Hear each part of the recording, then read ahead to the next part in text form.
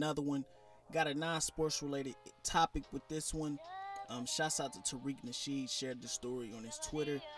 And let's get into it. So a black guy named Timothy Coggins was murdered back in 1983 in Griffin, Georgia.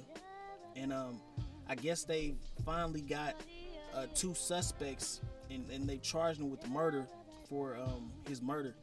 And let's get into it. So this article states that his body was found by hunters in a field not far from a highway in the Sunnyside community a few miles north of Griffin.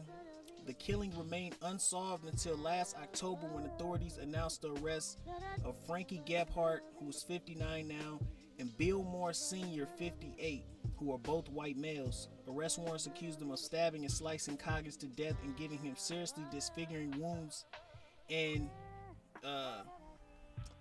at a hearing in November, a prosecutor said Coggins was also, if stabbing him, wasn't enough, they went on to drag him through the woods behind a pickup truck. Griffin Judicial Circuit District Attorney Ben Coker said the 23-year-old Coggins was killed because he had been socializing with a white female. Heather Coggins, who is Timothy Coggins' niece, has said the family long suspected that his death was somehow linked to racism. She said they were too afraid to mark her uncle's grave at the time he was killed, and as time went by, it was just left unmarked. But after suspects were charged in his slaying, she said a relative shipped in to buy the headstone. I mean, this is really an unfortunate story.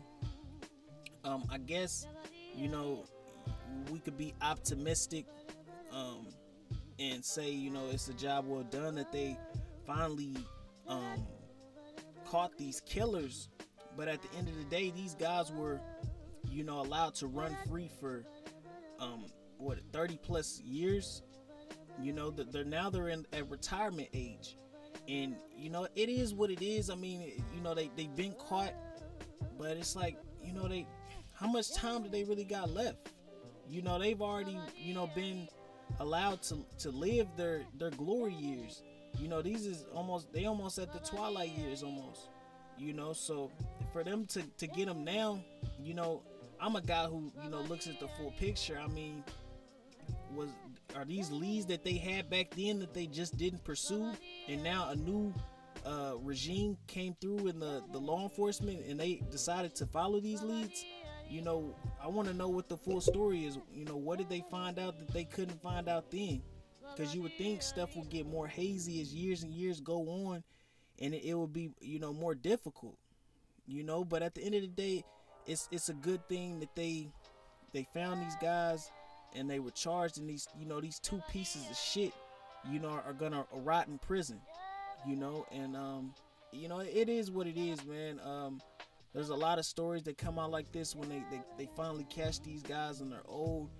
And I always feel the same way. Like, they've been able to live their glory years, and they're just gonna basically spend their retirement years in prison, and they're probably gonna die there. But they've already seen the best of their life.